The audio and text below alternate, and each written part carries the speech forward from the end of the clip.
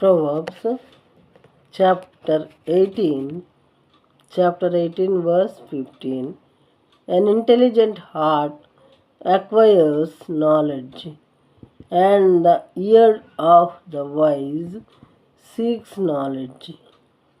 జ్ఞానుల చెవి తెలివిని వెదకును, వివేకము గల మనస్సు తెలివిని సంపాదించును. జ్ఞానులైనటువంటి వారి చెవులట ఎప్పుడు కూడా తెలివిగల మాటలు అక్కడ దొరుకుతాయి.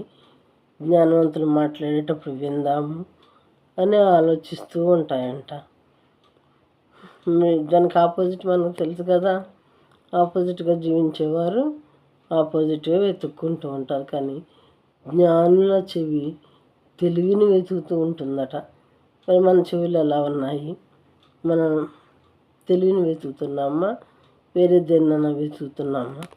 మనల్ని మనమే ప్రశ్నించుకుందాం ప్రియమైన వారులారా.